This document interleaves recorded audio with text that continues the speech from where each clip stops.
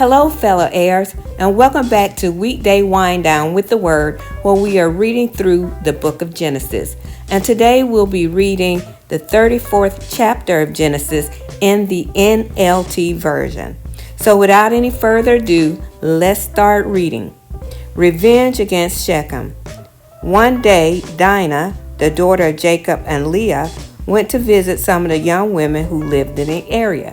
But when a local prince, Shechem, son of Hamor the Hivite, saw Dinah, he seized her and raped her.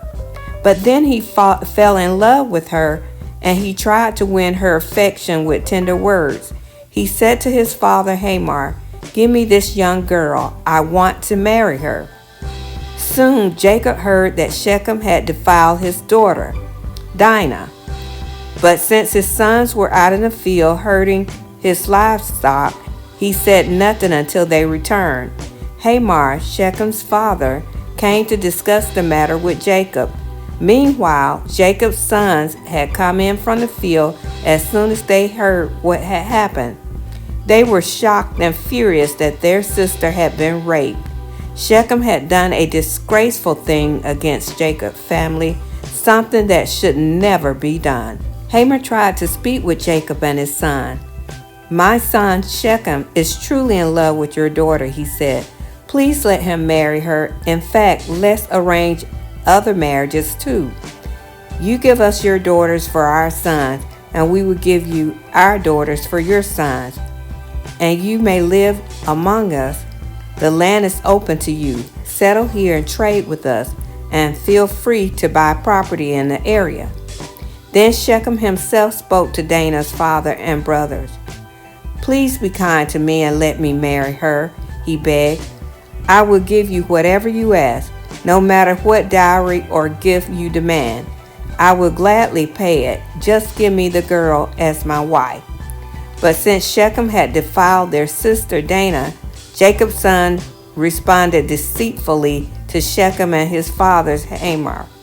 They said to them, "We couldn't possibly allow this because you're not circumcised. It would be a disgrace for our sister to marry a man like you. But here's a solution. If every man among you will be circumcised like we are, then we will give you our daughters, and we'll take your daughters for ourselves. We will live among you and become one people.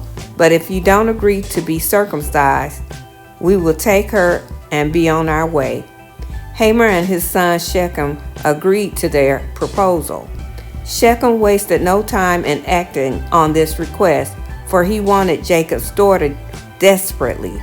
Shechem was a highly respected member of his family, and he went with his father Hamor to present this proposal to the leaders at the town gate.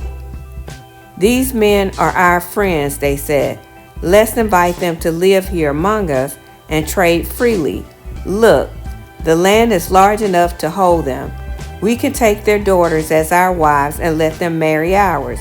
But they considered staying here and becoming one people with us only if all of our men are circumcised just as they are.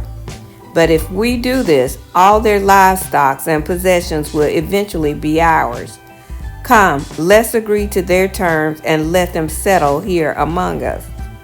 So all the men in the town council agreed with Hamor and Shechem, and every male in the town was circumcised. But 3 days later, when their wounds were still sore, two of Jacob's sons, Simeon and Levi, who were Dinah's full brothers, took their swords and entered the town without opposition. Then they slaughtered every male there, including Hamor and his son Shechem. They killed them with their swords, then took Dinah from Shechem's house and returned to their camps. Meanwhile, the rest of Jacob's sons arrived. Finding the men slaughtered, they plundered the town because their sister had been defiled there. They seized all the flocks and herds and donkeys, everything they could lay their hands on, both inside the town and outside in the field. They looted all their wealth and plundered their houses. They also took all their little children and their wives and led them away as captives. Afterwards, Jacob said to Simeon and Levi, "You have ruined me. You made me stink among all the people in this land, among all the Canaanite and Perizzites. We are so few, and they will join forces and crush us. I will be ruined, and my entire household will be wiped out. But why should we let him treat our sisters like a prostitute?" they retorted angrily. Wow. It's all I can say. It just really brings me back, this particular chapter, to God saying that he will fight our battles for us, and that we do not have to be deceitful to someone or try to pay them back for the evil deeds they have done unto us. And I could see that even in some of the previous chapters, when people went against God's people, he took care of them. And, later on, we'll see, when the kings did something wrong, God took care of them.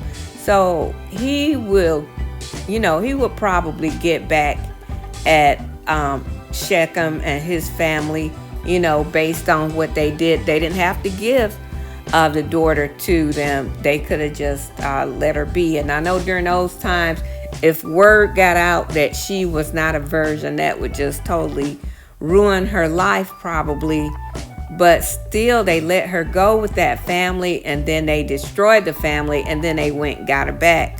So I don't know how much good that would have done. So I'm thinking it would probably be better for us to wait and allow God to do what he's gonna do, as far as repaying people for what they've done to us, and leave the circumstances up to him in God's hand. And then that way it doesn't come back on us, for doing something, and it doesn't come back on us as being disobedient unto God or sinning unto God because we did somebody else wrong or because we were trying to pay them back. No, we can wash our hands with that when we put it in God's hand to take care of our enemies and everything. We are to pray for them to turn to God and pray God's blessing upon it. Even a word talk about that, that it's like pouring hot coal upon them, So we are to pray for them, because we should also be able to relate to that point of, being back in that day. If you didn't accept Christ when you were really, really young, and you lived some life before accepting Christ, you'll understand that that we should allow the Lord to pay people back, because things come back on us when we do things that are wrong.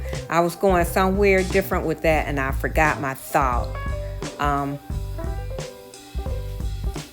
The reason why I said if you got saved when you were older and have lived life.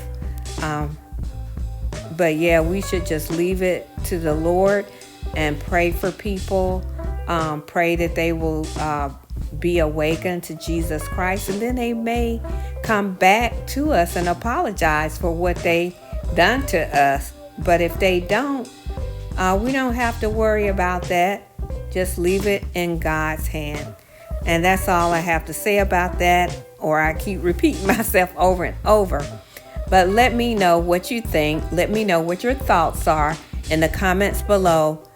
I would definitely appreciate it, and I think those that are coming behind you would appreciate reading what your thoughts are as well.